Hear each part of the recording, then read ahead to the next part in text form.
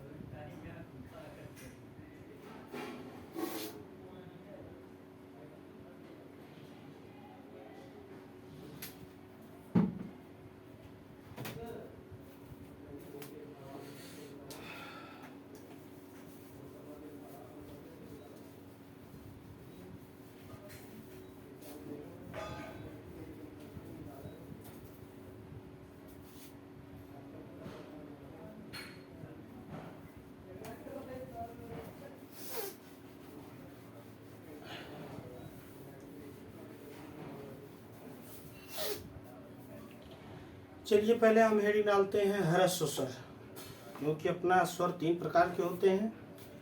तो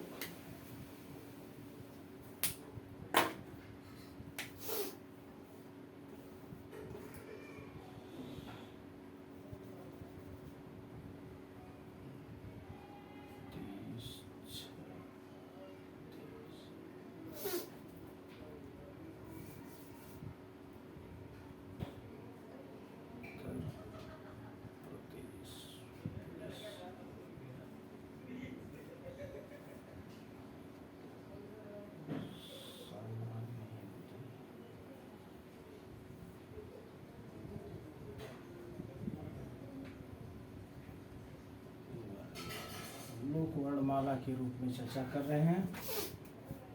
स्वर तीन प्रकार के होते हैं। स्वर तीन प्रकार के होते हैं। कितने प्रकार के? स्वर तीन प्रकार के होते हैं। नंबर एक अपना हो ह्रस्व स्वर। क्या? ह्रस्व स्वर। नंबर दो दीर्घ स्वर। नंबर तीन प्लुत स्वर। इन्हीं सब चीज़ों पर हम चर्चा करते हैं। ठीक है, तो चलिए इनकी परिभाषा लिख लेते हैं। नंबर एक ह्रस्व स्वर।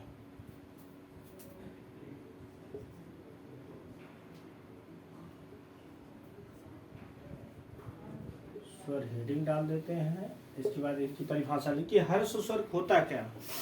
वे स्वर मूल या ह्रस्व एक मात्रिक कहलाते हैं। वे स्वर जो एक मात्रिक कहलाते हैं। एक मात्रिक कहलाते हैं। वे स्वर जो एक मात्रिक कहलाते हैं। ह्रस्व स्वर कौन से? वे स्वर जो एक मात्रिक कहलाते हैं, जिनकी उत्पत्ति दूसरे स्वर या दीर्घ से नहीं होती है।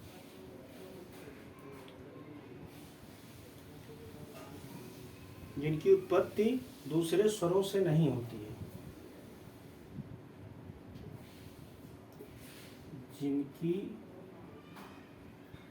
उत्पत्ति दूसरे स्वरों से नहीं होती है। स्वरों से नहीं होती है। जिनकी उत्पत्ति दूसरे स्वरों से नहीं होती है। ह्रस्व स्वर वे स्वर होते हैं जिनकी वह स्वतंत्र होते हैं, उनकी उत्पत्ति दूसरे स्वरों से नहीं होती है। बल्कि दीर्घ स्वर में क्या होता है? दीर्घ स्वर ह्रस्व स्वर मतलब किसी स्वर की सहायता से वो जो है कि बोले जाते हैं।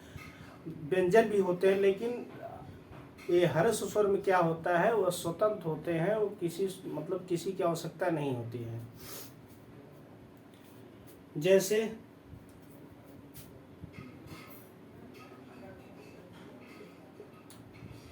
आ, ई, उ, इनको हम बड़े आराम से बोल लेंगे अ, ई, उ।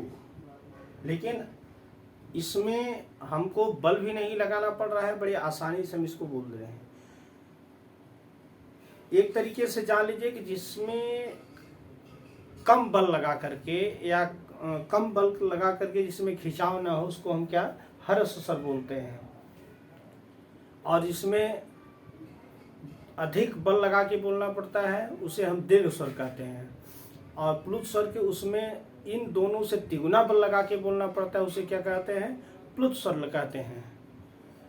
तो अपना वे स्वर जो एक मात्रिक कहलाते हैं, जिनकी उत्पत्ति दूसरे स्वरों से नहीं होती है, उसे क्या कहते हैं? उसको ह्रस्व स्वर कहते हैं। जैसे अ, ई, उ। चलिए दीर्घ स्वर को जान लेते हैं।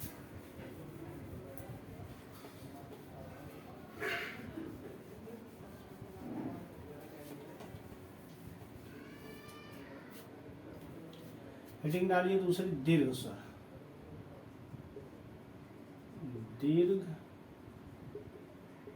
दीर्घ स्वर। दीर्घ स्वर क्या होता है? किसी मूल ह्रस्व को उसी स्वर के साथ मिलने से। क्या लिखा है? कि किसी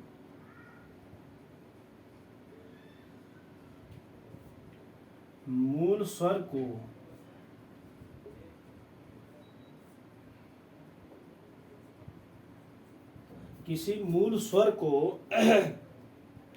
ह्रस्व स्वर से, स्वर को या ह्रस्व से ह्रस्व से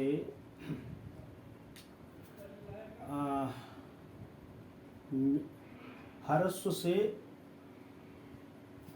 किसी मूल स्वर को ह्रस्व स्वर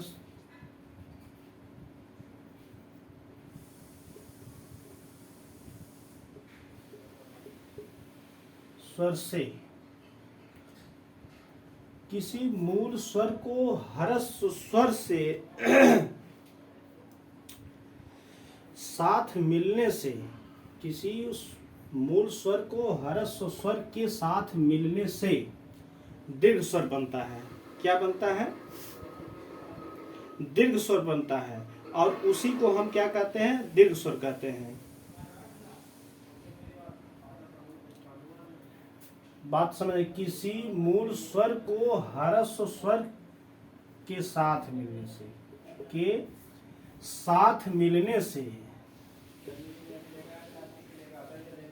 साथ मिलने से जो स्वर बनता है,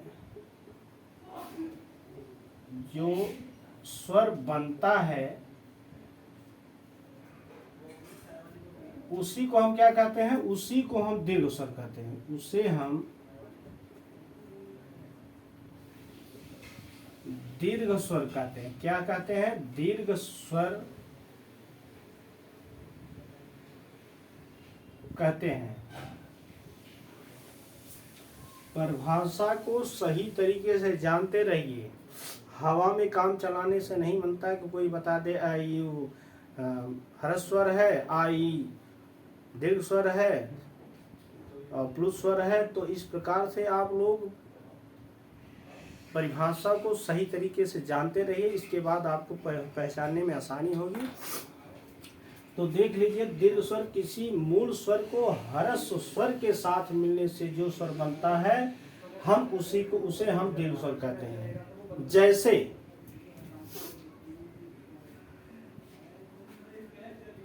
जैसे आ है, आ क्या है?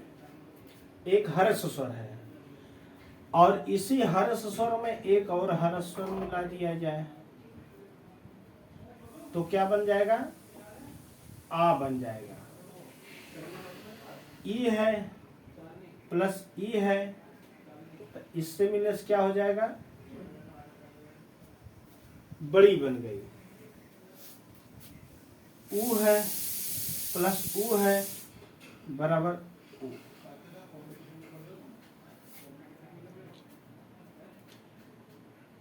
यही किसी मूल स्वर को ह्रस्व स्वर के साथ मिलने से जो स्वर बनता है, उसे हम दीर्घ स्वर हैं। ये अपना मूल स्वर है, ये अपना ह्रस्व स्वर है, और इससे मिलकर ये जो स्वर बना, इसको हम क्या कहेंगे? दीर्घ स्वर कहेंगे। ये अपना मूल स्वर है, ये अपना ह्रस्व स्वर है, और इससे जो ये मिलकर बना, इसको हम क्या कहेंगे? दीर्घ स्वर कहेंगे। ये अपना मूल स्वर है, ये ह्रस्व स्वर है, इससे मिलकर ये स्वर बना है, इसको हम क्या कहेंगे? दीर्घ स्वर कहेंगे। बात समझिए कि किसी मूल स्वर को ह्रस्व स्वर के साथ मिलने से जो स्वर बनता है, उसे हम दीर्घ स्वर कहते हैं।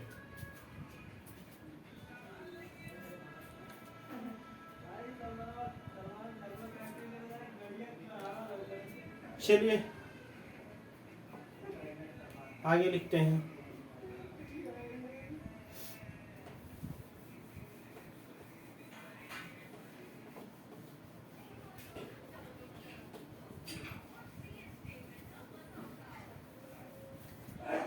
अब हम लोग जान लिए दीर्घ स्वर। अब प्लुत स्वर के बारे में जानेंगे। प्लुत स्वर क्या होता है? नंबर 3, प्लुत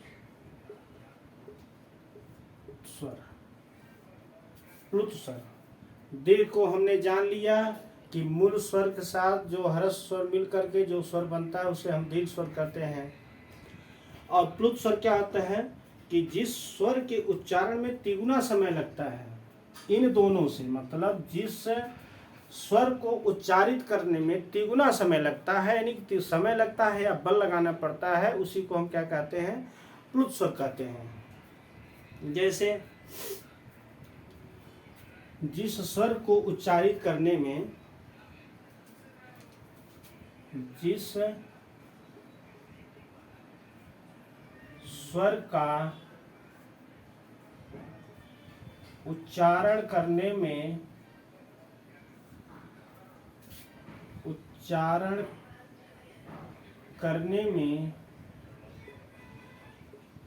तिगुना समय लगता है, तिगुना समय लगता है, उसे हम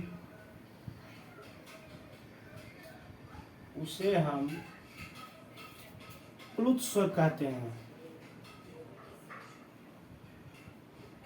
प्लुत स्वर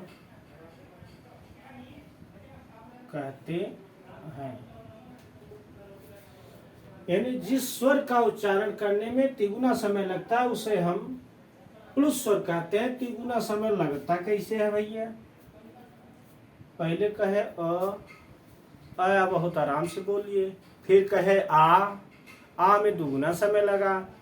और लेकिन प्लुत स्वर में कैसे, जैसे हम कहेंगे राम, अपना स्वर कंपन करके निकल रहा है, राम मतलब हमको तिगुना, इन दोनों स्वरों से हमको तिगुना बल लगाना पड़ रहा है, उसको हम क्या कहेंगे, प्लुत स्वर कहेंगे। जैसे हम देख लेते हैं, राम,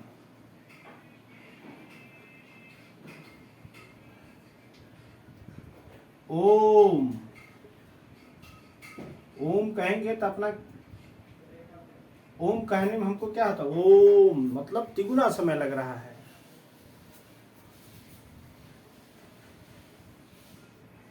ये हो गया अपना प्लुत स्वर, यानी कि हर्ष स्वर हो गया, अपना दीर्घ स्वर हो गया, प्लुत स्वर हो गया। तीनों को आप लोगों ने जान लिया, उसकी परिभाषा लिख लिया। अब हम अब अनुनासिक शब्दों पर चर्चा करेंगे। अनुनासिक शब्द क्या होता है और उनकी पहचान क्या होती है, आइए देखते हैं।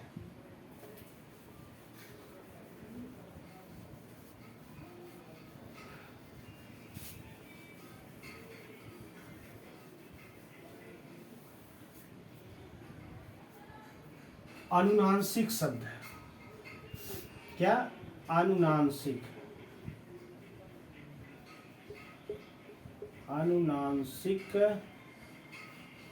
शब्द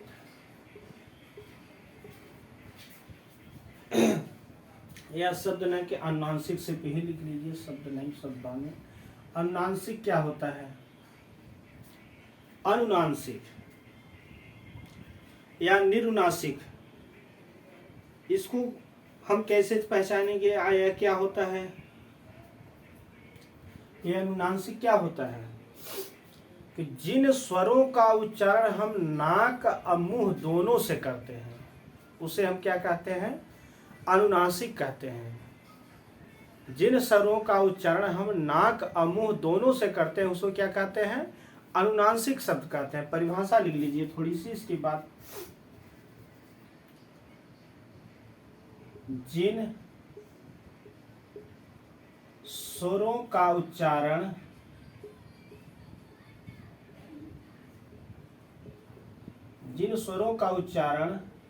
हम नाक व मुंह दोनों से करते हैं,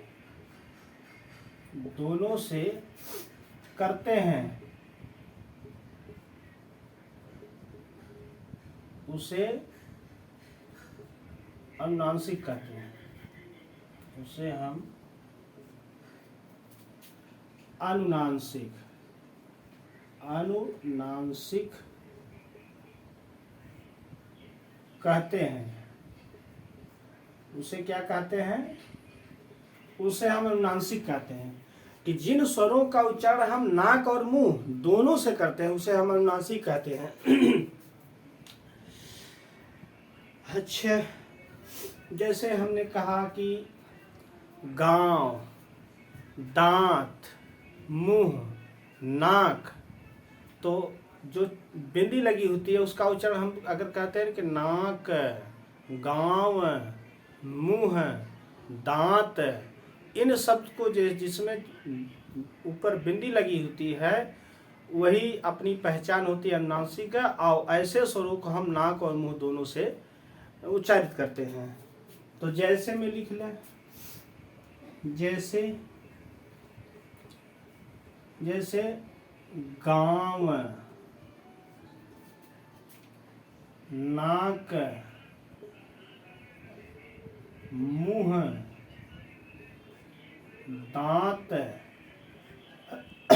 इत्यादि। यानी कि जिन स्वरों के ऊपर चंद बिंदी लगी होती है उसको हम नाक और मुंह से दोनों से उच्चारण करते हैं या उच्चारित करते हैं, और उन्हीं शब्दों को हम अनुनासिक कहते हैं। ठीक है। चंद्र बिंदी, देखो एक चंद्र बिंदी है, एक ऐसा होता है उसको अनुस्वार कहते हैं। ये चंद्र बिंदु है, तो इसी को हम क्या कहते हैं, नाक और मुंह दोनों से उच्चारित करते हैं।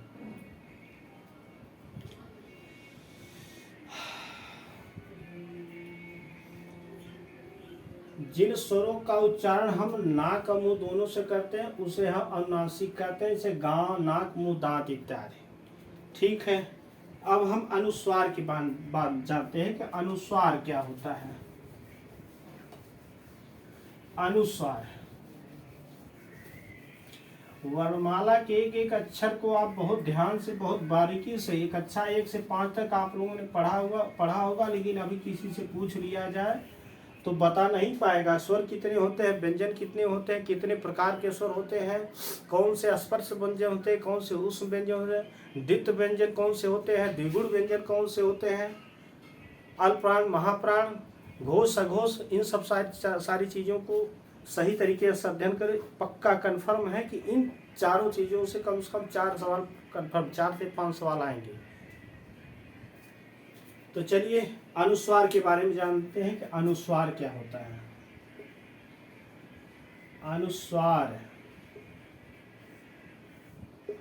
अनुस्वार क्या होता है, इसकी परिभाषा दे देते हैं। यह स्वर के बाद आने वाले व्यंजन है। इसको क्या कहते हैं, यह स्वर के बाद आने वाले व्यंजन हैं, आने वाले व्यंजन हैं।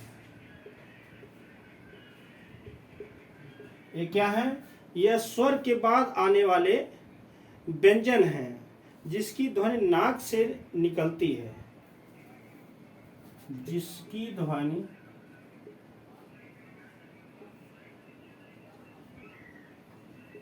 केवल नाक से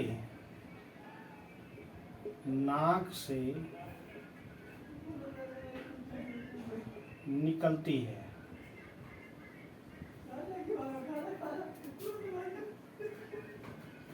जिसकी ध्वनि केवल क्या होती है, नाक से निकलती है। बहुत सारे लोग इसमें कंफ्यूज आ जाते हैं कि अनुनासिक क्या होता है और अनुस्वार क्या होता है। तो मित्रों जानते रहिए कि अनुनासिक वे स्वर होते हैं जिनका उच्चारण हम नाक मुंह दोनों से करते हैं, लेकिन अनुस्वार का हम उच्चारण क्या करते हैं, केवल नाक से करते हैं। जैसे लिख लीजिए,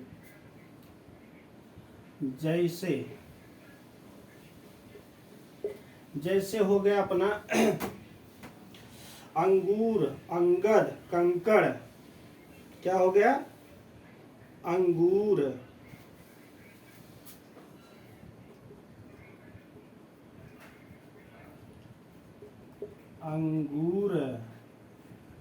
लंगूर, कंकड़,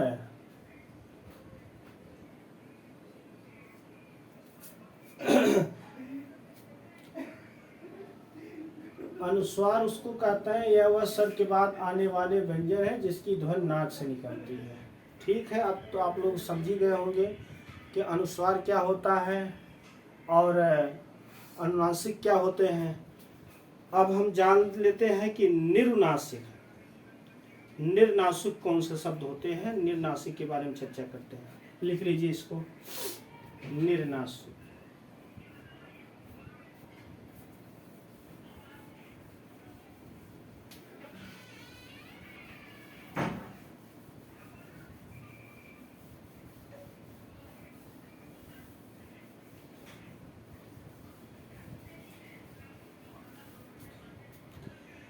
अब हेडिंग डालिए निर्नासिक।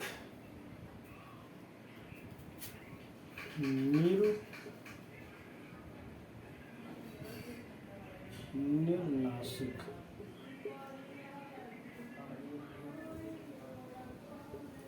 निर्नासिक हेडिंग डाल लीजिए अपना, क्या है, निर्नुनासिक।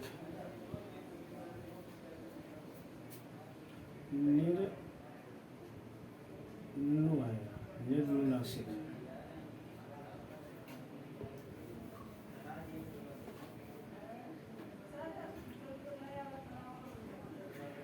निर्नुनासिक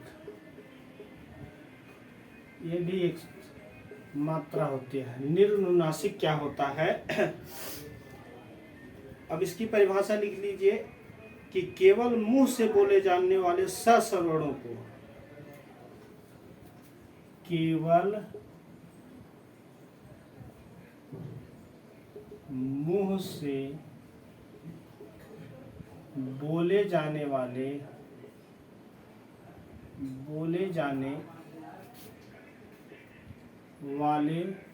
सस्वर,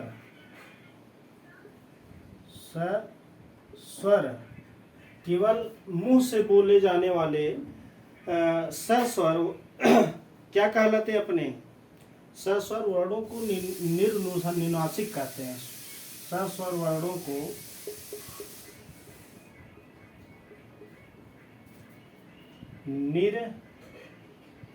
निर्नुनासिक कहते हैं। निर्नुनासिक मतलब केवल मुंह से बोलने जाने वाले सस्वर वर्णों को निर्नुनासिक कहते हैं। अब आप लोग समझी गए होंगे कि केवल जो मुंह से सस्वर मतलब स्वर के साथ बोले जाने वाले शब्दों को क्या कहते हैं? निर्नुनासिक कहते हैं। अब देखिए अपना जो है कि आप पढ़े अनुस्वार पढ़ लीजिए और अनुनासिक पढ़ लीजिए और निर्नुनासिक। कभी कभी अनुस्वार और निर्नुनासिक और जो है कि उसमें क्या बोलते हैं अपना अनुनासिक में लोग कन्फ्यूज आ जाते हैं। तो इसीलिए परिभाषा को सही तरीके से पढ़ करके एक एक अक्षर जान लीजिए कौन सा अनुनासिक है, कौन सा अनुस्वार है और निर्नुनासिक। हमेशा एक नहीं कि निर्नुनासिक बोल दिया तो आप लोग उसी में कन्फ्यूज आ जाए, कोई नाक कह दे, कोई दांत कह दे, कोई मुंह कह दे, हैं? ऐसा न करना है। ऐसा कर दोगे काम गड़बड़ हो जाएगा। और इसके बाद इसकी परिभाषा लिख लीजिए और जैसे में लिख लीजिए कि जैसे कहते हैं किसको। एक परिभाषा में कह क्या रहा कि केवल मुंह से बोलने जाने, मतलब नाक का चर्चा इसमें नहीं किया है, गला का। इसमें नाक केवल मुंह से, इसमें केवल मुंह से बोले जाने वाले सस्वर वर्णों मतलब जो स्वर के सहारे बोला जाए ऐसे वर्णों को हम क्या कहते हैं? निर्नुनासिक शब्द कहते हैं, निर्नुनासिक वर्ण कहते हैं। जैसे इधर, उधर, आप, अपना इत्यादि। जैसे मान लीजिए इधर लिख दिए, उधर, आप, हाँ आप ही कहते हैं, आप, हम आदि, ऐसे शब्द हैं। अब तो समझी गए होंगे कि ऐसे शब्दों को हम क्या कहेंगे? निर्नुनासिक, जिससे हमको नाक मुंह से मतलब सिर्फ केवल मुंह से हम उसका उच्चारण कर रहे हैं। और सस्वर मतलब स्वर के साथ, आई बात समझ में? स्वर के साथ हम जो ऐसे वर्ण जो केवल मुंह से बोले जाते हैं और स वर्णों को निरुनासिक कहते हैं। जैसे इधर उधर आप हम मतलब जो नॉर्मली हम भाषा यूज करते हैं उसके बारे में लिख लीजिए इसको।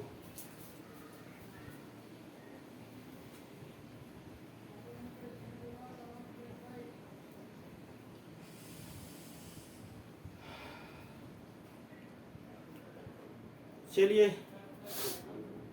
अब अपना बचा है विसर्ग। विसर्ग के बारे में चर्चा करते हैं, लिख लेते हैं उसकी भी परिभाषा। विसर्ग का होता है जी, है न? विसर्ग लोग दो ठो गोल गोल सुनना देख लेते जान जाते हैं कि बस विसर्ग है, लेकिन विसर्ग है इसकी परिभाषा भी जान लेना चाहिए कि इसकी परिभाषा क्या है। लिखिए विसर्ग, हेडिंग डालिए विसर्ग। विसर्ग, विसर्ग क्या होता है? विसर्ग भी अनुस्वार और विसर्ग ना तो स्वर है ना व्यंजन है, इसको जानते रहे पहले। लिखिए परिभाषा, पहले इसका चिन्ह लिख लीजिए। इसको क्या कहते हैं? विसर्ग कहते हैं, है ना? अनुस्वार की तरह विसर्ग भी स्वर के बाद ही आता है। मतलब अनुस्वार की तरह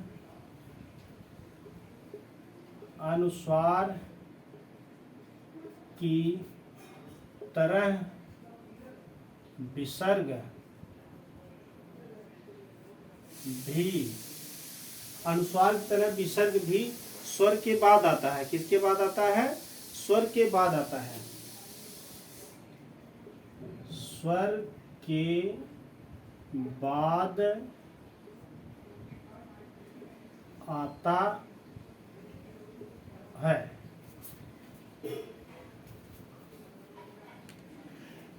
किसके बाद आता है? अनुस्वार की तरह विसर्ग भी स्वर के बाद आता है।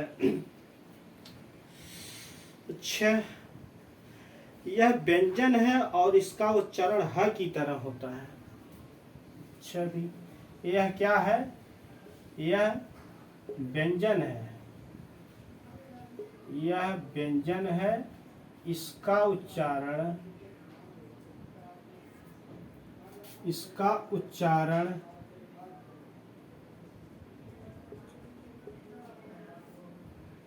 ह की तरह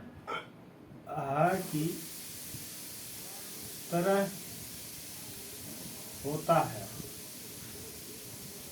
इसका उच्चारण किसकी तरह होता है?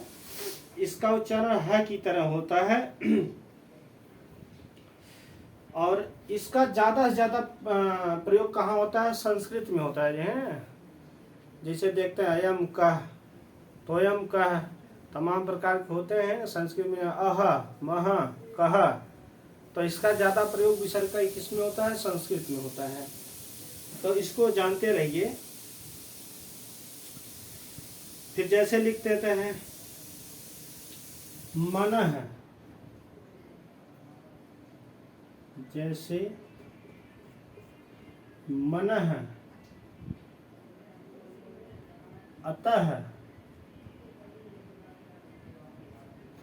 मनः अतः, स्वतः दुख इत्यादि।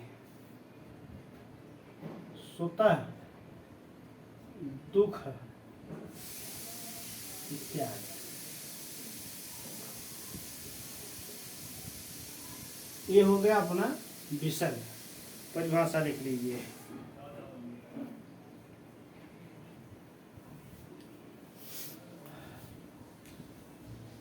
आज हम लोग स्वर के बारे में पढ़े। स्वर पढ़ लिए, व्यंजन पढ़ लिए, विसर्ग कितने प्रकार के स्वर होते हैं इनके बारे में हमने जान लिया। अब हम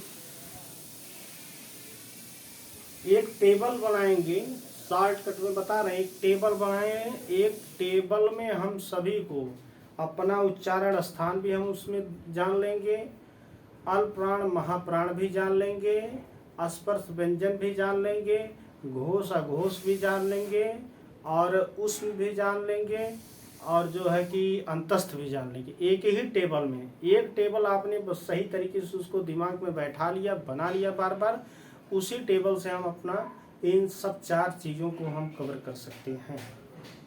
ठीक। ठीक है।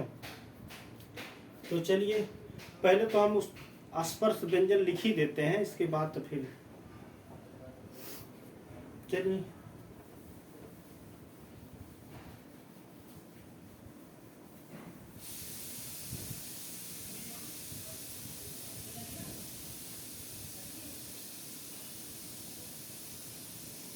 सॉरी, एक मिनट।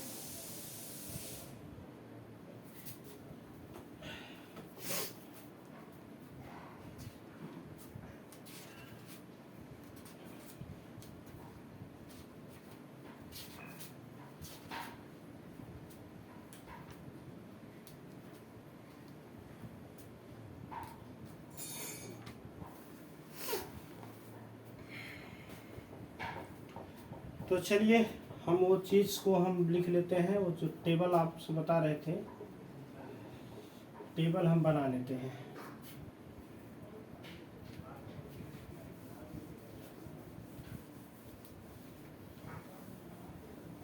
पहले बना लीजिए, इसके बाद फिर हम प्राण महाप्राण सबका जो है कि घोष अघोष सबकी परिभाषा लिखवा देंगे। पहले टेबल बना लीजिए, समझ लीजिए कि हाँ कैसे उसको करना है।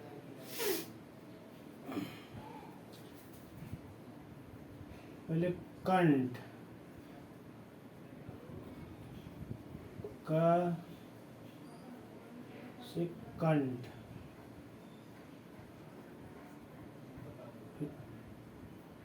तालु,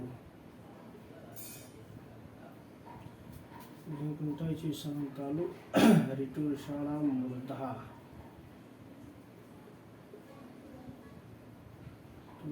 दंत। इसके बाद अपना आएगा ओष्ठ,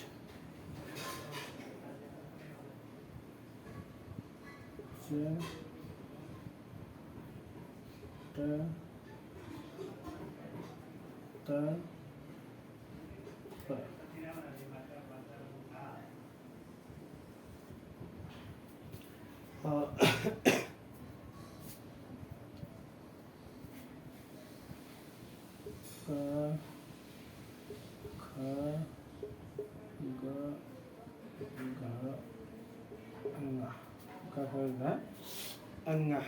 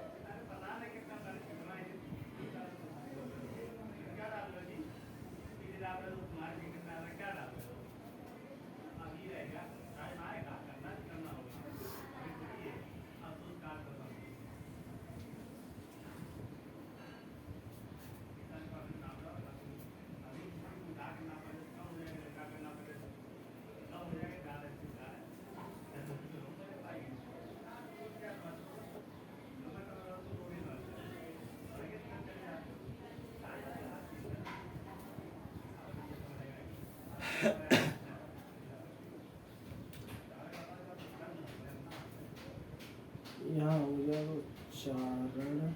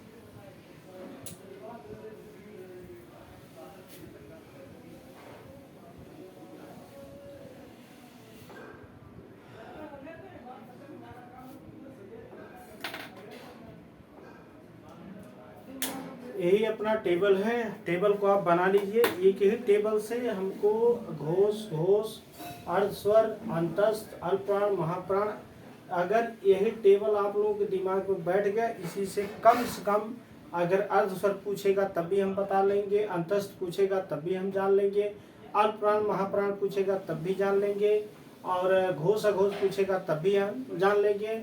और इधर जो है कि देखिए ये सब क से लेकर के म तक इसको क्या कहते हैं?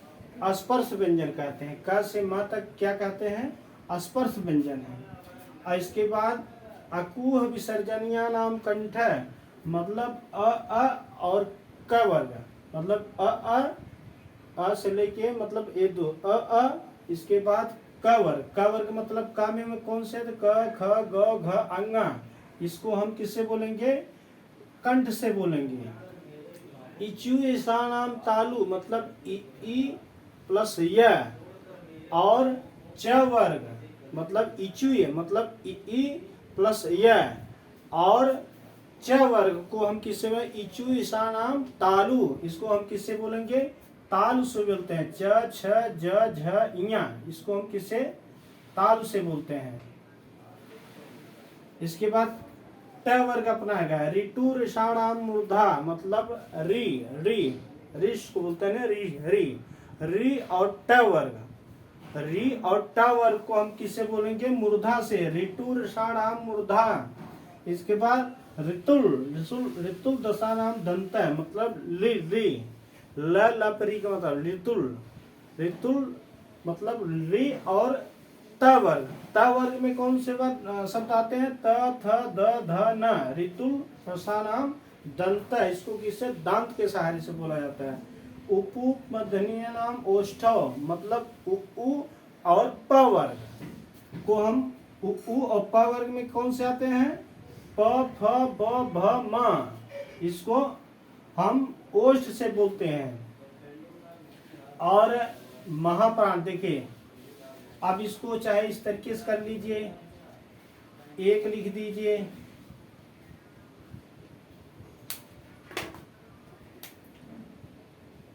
एक लिख लीजिए, यहाँ मान लीजिए 2 लिख लीजिए, यहाँ 3 लिख लीजिए, यहाँ 4 लिख लीजिए, यहाँ 5 लिख लीजिए, यहाँ 5 लिख लीजिए। आप इसको चाहो तो आप एक अलग ट्रिक बना लो कि अल्प प्राण महाप्राण।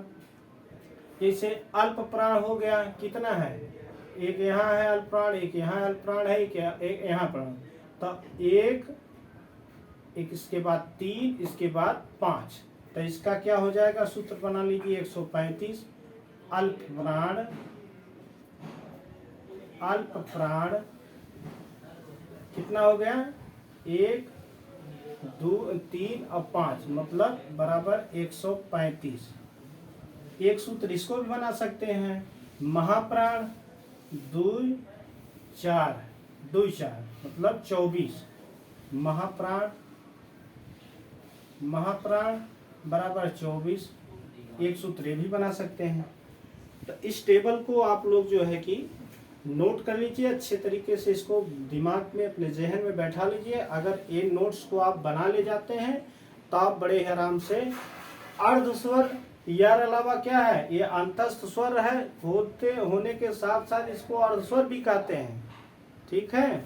अघोष ये स ख स और स ख स ये उस महाप्राण है और प्लस अघोष होते हैं।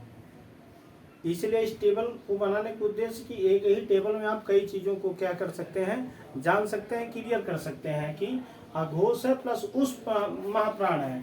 और इधर देखिए अल्प प्राण में जैसे अब अपना पंचमाक्षर जैसे आता है सबका, पंचमाक्षर जैसे ङ ञ ण न म, ये सब पंचमाक्षर अगर पूछ ले कि अपना का से मत तक स्पर्श व्यंजन होता है, स्पर्श व्यंजन का पंचमाक्षर कौन सा प्राण होता है, तो आप कहेंगे अल्प प्राण होता है, ठीक है।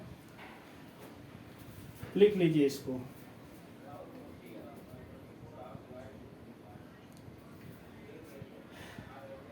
चलिए आज की क्लास में बस इतना ही। अगले क्लास में हम अल्प प्राण, महाप्राण, घोष, अघोष इन सब की परिभाषाओं को लिखवा देंगे। बाकी आप लोग टेबल देख लीजिए, सूत्र देख लीजिए, अपने हिसाब से सूत्र बना लीजिए। पक्का आपसे बता दें कम से कम 3 से 4 सवाल इसमें पक्का फंसेंगे। 3 तो कहीं नहीं गएंगे, कन्फर्म है कि उच्चारण स्थान से, अल्प प्राण से, घोष, अघोष से, अर्ध स्वर से कन्फर्म आना ही आना है। तो आज की क्लास में बस इतना है। लेकिन मित्रों आप लोगों से मेरा निवेदन है कि आप क्लास को शेयर करिए और चैनल को सब्सक्राइब करिए। आप लोग ज़्यादा से ज़्यादा सब्सक्राइब करेंगे तो मनोबल और बढ़ेगा, हम और इससे ज़्यादा से ज़्यादा अच्छा से अच्छा बेहतर करेंगे। तो आज बस इतना ही। जय हिंदी, जय हिंद, जय हिंदी।